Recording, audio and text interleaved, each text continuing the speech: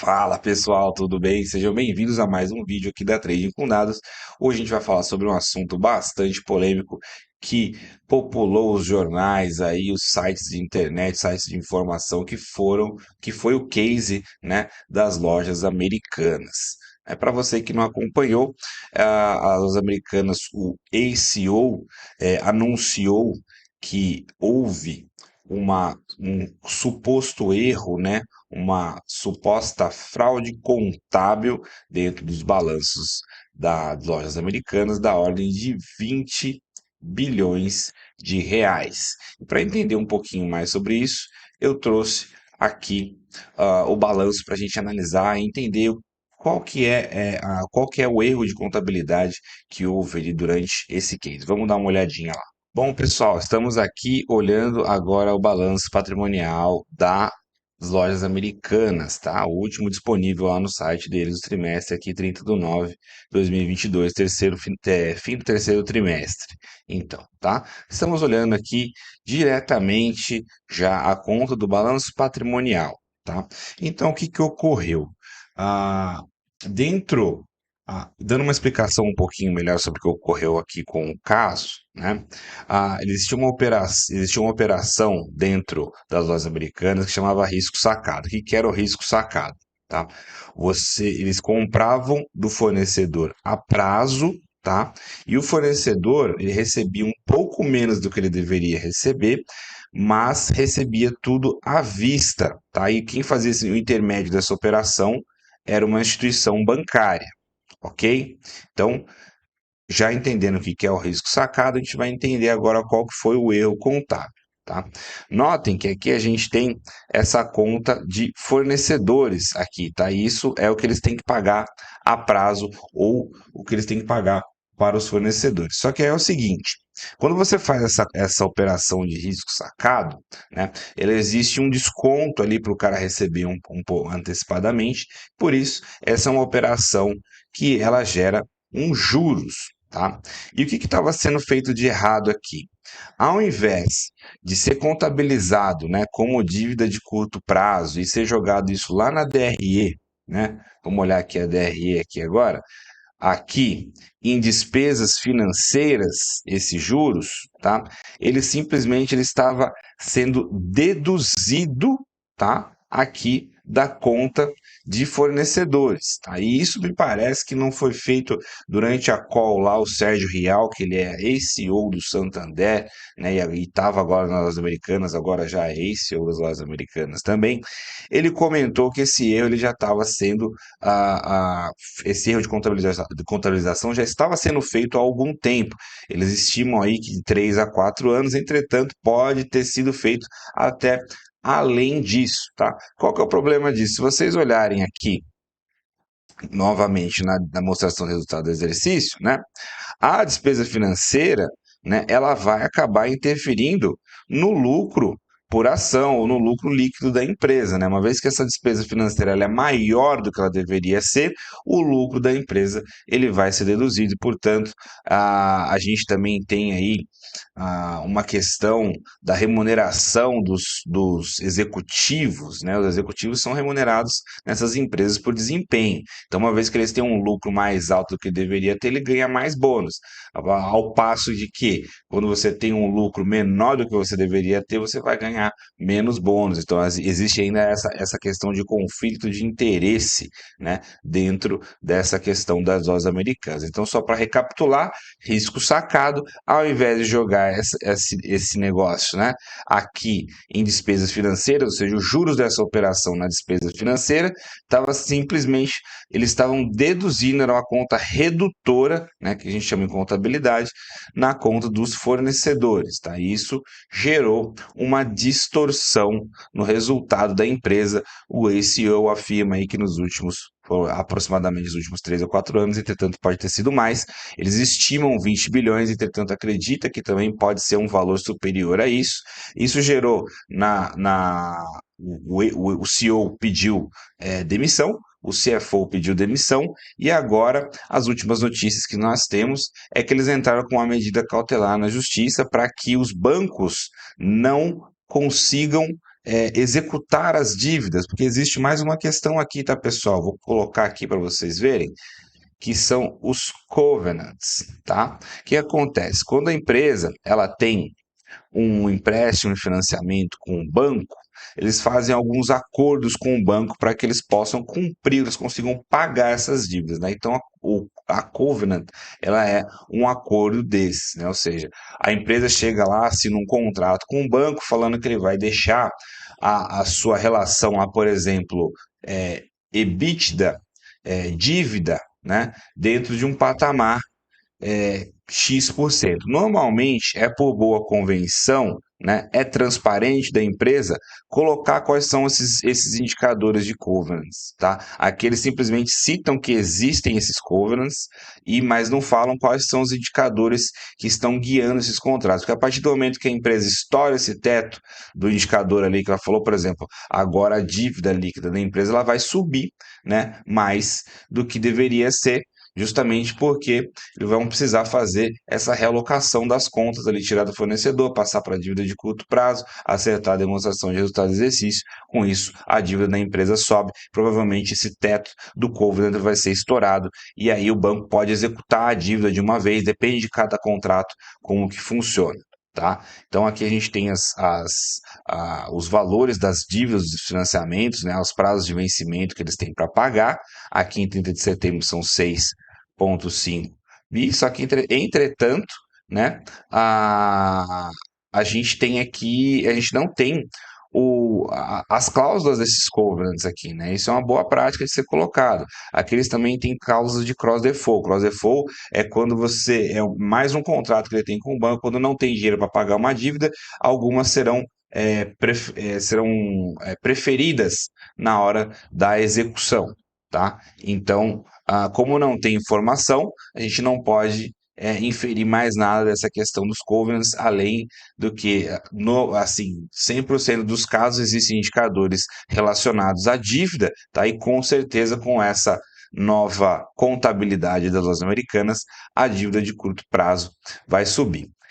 Rapidamente, dentro do Python aqui, como eu já tenho um framework já de análise de empresa que eu construí previamente numa aula que chama Aulão Fundamentalista, que está aqui no canal da Trading com Dados, se vocês quiserem assistir, é uma aula de 2 horas lá onde a gente destrinchou todos os indicadores de análise fundamentalistas e demonstrações financeiras. Uma aula muito interessante e de lá sai um framework onde eu consigo rapidamente mudar somente o ativo ali e ver o que está acontecendo com a empresa. Então vamos dar uma olhada nessa análise no Python. Ao invés de a gente ficar analisando esse PDF estático aqui, eu tirei alguns indicadores que eu mesmo selecionei, tá? E a gente vai poder olhar um pouquinho lá.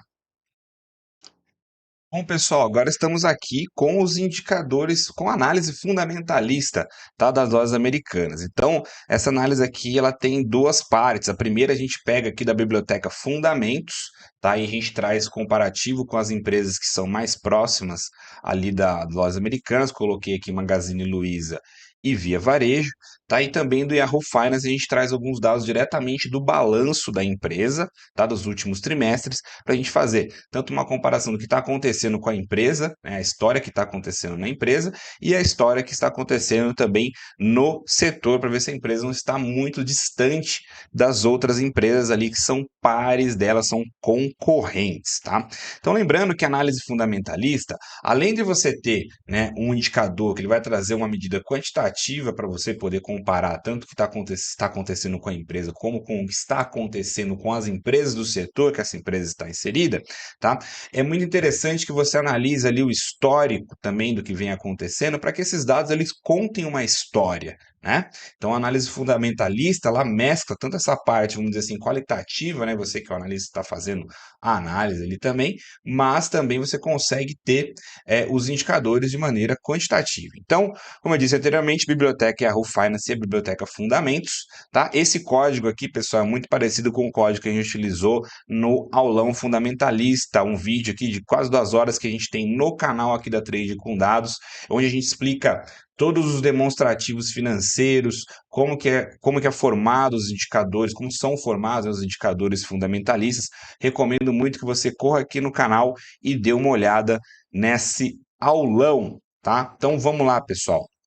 Passar aqui por cima do código rapidinho, tá? Então a gente está utilizando a biblioteca Yahoo Finance e também a Fundamentos e algumas outras bibliotecas aqui, como a Plotly, Pandas, NumPy, para dar um auxílio aqui para nós. Então, primeiro a gente traz o tabelão lá do Fundamentos, aí depois eu vou segmentar aqui somente pelas empresas, tá, que eu gostaria de ver, que é as Lojas Americanas, Magazine Luiza e Via Varejo. Tá? Então aqui eu consigo trazer somente os indicadores que eu quero ver e eu separo por natureza. Tá? Aqui estou falando de indicadores de lucratividade operacional, margem EBITDA, margem líquida, ROIC, ROI, dividend yield, crescimento da receita nos últimos 5 anos, indicadores de preço e valor, preço sobre líquido, preço sobre valor patrimonial, EV sobre EBIT, tá? E EV sobre EBITDA também. Indicadores de liquidez, a gente só tem a liquidez corrente aqui, endividamento, né, dívida bruta sobre patrimônio líquido, e depois eu venho com as informações da empresa, tá? Então aqui eu vou trazer a DRE, o balanço patrimonial, e aí eu consigo calcular os indicadores que eu gostaria, né, de ter dentro desses demonstrativos financeiros, tá? Essa é a magia do Python, a magia de você construir a sua própria análise, tá? Você não vai estar preso dentro de um site, dentro de um framework, de alguma coisa estática ali. Então, você mesmo pode construir as suas análises. Então, aqui para o meu dashboard, a gente fez aqui na Plotly, né? Então, eu trouxe aqui os indicadores que eu gostaria de ver, tá? Então, vamos começar aqui pela receita bruta da empresa. Então, note que a receita bruta ela vem caindo, né, ao longo dos trimestres aqui. A gente está com a receita trimestral. Então, aqui a gente começa 9,09, depois cai para 6,76, 6,69 e o último aqui, o último dado, 5,43. A mesma coisa vem acontecendo com o lucro líquido, tá? Então, desde janeiro de 2022 até outubro de 2022, esse lucro líquido ele vem caindo trimestre a trimestre. No passo que a dívida de curto prazo da empresa ela vem aumentando, tá? Então note, vamos linkar com o que a gente viu anteriormente aqui nesse vídeo, né? Falando lá sobre as covenants e principalmente sobre o erro de contabilização. Uma vez que a gente vai tirar que aquela conta, né, do risco sacado, ela vai passar para a dívida de curto prazo, essa dívida de curto prazo vai aumentar ainda mais, tá? Mesma coisa a gente vê aqui com a dívida de longo prazo da empresa, que também vem aumentando trimestre a trimestre, ou seja, a receita caiu, a dívida está aumentando, tá? Então, realmente a empresa está tendo que adquirir mais dívida ali para continuar com as suas operações. Ao passo que o capital de giro, aqui esse indicador aqui do Yahoo Finance, ele vai subtrair ativo circulante do passivo circulante, tá? Então ele vai dar em milhares de reais isso daqui. Tá? Então a gente vê que, beleza, essa relação está aumentando, isso é positivo, ou seja, a empresa está tendo mais ativo circulante do que passivo circulante. Só que a dívida líquida também ela vem aumentando, então corrobora com essa questão aqui, ou seja, apesar da empresa ter uma melhora no capital de giro, a dívida líquida, que é tudo que a empresa tem de dívida, menos o que ela tem de liquidez, a LIX, que é caixa e equivalentes de caixa, está aumentando, ou seja, a dívida não está gerando mais caixa para a empresa, tá? Então, essa aqui é uma primeira conclusão. Isso daqui, pessoal, tudo personalizado no Python, tá? Você pode trazer outros indicadores, se você quiser, para dentro desse dashboard aqui de análise, tá? Então, agora vamos comparar com o setor. A gente vê aqui, ó, margem EBITDA, Lojas Americanas está ganhando aqui dos seus pares, né? A gente vê que a margem líquida aqui está pior para Lojas Americanas comparado com as outras empresas, e lembre-se que uma vez que esse erro de contabilização ele for acertado, a gente vai ter mais despesa financeira, o resultado líquido da empresa vai piorar ainda mais, tá? Retorno sobre investimento, a gente vê que a Lojas Americanas tem o melhor retorno sobre investimento aqui comparado com seus pares, o retorno sobre patrimônio líquido é o pior comparado com os seus pares, a dívida bruta sobre patrimônio líquido aqui está bem próximo aqui, né, as Lojas Americanas com a Via Varejo, a Magazine Luiza que tem a menor, crescimento da receita nos últimos 5 anos, a gente teve um decrescimento da receita aqui na realidade das Lojas Americanas, enquanto as outras empresas apresentaram crescimento, preço sobre lucro todas estão negativos, que todas estão dando prejuízo, preço sobre valor patrimonial, quanto que o mercado está pagando no patrimônio dessas empresas, né? Que a gente vê que as americanas têm a pior relação comparado com os seus pares aqui. EV sobre EBIT, EV sobre lucro operacional, a gente vê também que as americanas é a penúltima aqui no ranking, né? A pior aqui é a Via Varejo. EV sobre EBITDA também a mesma coisa, ela é aqui não, na realidade aqui ela é a última, né? A 3,61, Via Varejo está com um ratio aqui de 3,66. E a liquidez corrente, que é a mesma coisa do que esse capital de giro aqui, só aqui em índice, né? A gente vê que tem as americanas têm 1,36, Magazine Luiza 1,58 e a Via Varejo 0,81, tá numa situação aqui um pouco esquisita. Via Varejo, isso aqui precisa ser olhado, tá? Liquidez corrente, mais uma vez, ativo circulante dividido por passivo circulante. Aqui um dividido pelo outro, aqui é um menos o outro, tá? Esses indicadores de liquidez é a coisa que você é uma das primeiras coisas que precisa ficar bastante de olho, justamente porque é o que garante que a empresa continue pagando suas contas no dia a dia, tá? Então, basicamente, essa é a situação aqui, né? Veja que comparando com seus pares, as americanas, ela acaba perdendo em quase todos os indicadores aqui e vai muito, né, do seu perfil de análise fundamentalista dizer se vale a pena ou se não vale a pena investir, né, nas lojas americanas ou em alguma das outras empresas, ou principalmente se você já está posicionado, né, entender e ver para onde que essa empresa está indo com os indicadores que ela tem agora, tá? Se aquela situação lá dos covenants for acionada, ou ainda se a contabilização for feita tudo errada mesmo, e tiverem que retificar isso aqui, esses indicadores, principalmente os indicadores relacionados à dívida, vão ficar muito pior. Lembrando que essa daqui não é uma indicação, não é uma recomendação de investimento, não recomendo que você tome nenhuma decisão baseada nesse vídeo que você está vendo, mas que você vá lá, faça sua própria análise, construa esse dashboard a partir dessa aula que a gente deu aqui no canal, para que você possa dessa maneira tomar a sua própria decisão. Veja que esse código aqui, pessoal, pode ter demorado, a primeira vez que você faz o código, pode demorar um pouquinho. Entretanto, a partir do momento que que eu queira analisar uma outra empresa, que é simplesmente eu vou mudar as empresas aqui em cima, né? As empresas do setor que eu quero ver, que eu já chamei aqui de setor, né? Então aqui você pode modificar aqui em cima e depois simplesmente aqui você vai mudar a empresa que você quer analisar de maneira geral. E assim rapidinho a gente roda o código aqui, já está tudo pronto, análise pronta, em menos de um minuto você consegue já ter um resultado aí, e consegue imprimir isso aqui, consegue mandar para alguém via e-mail, né, via WhatsApp. Aqui os gráficos da Plot, eles são todos exportáveis, ou ainda você pode embedar isso daqui em algum site. Beleza? Então é um pouco da situação das lojas americanas, um pouco da facilidade com que o Python pode trazer para os seus investimentos, que foram os objetivos desse vídeo aqui. Agradeço você que ficou aqui até o final e até a próxima.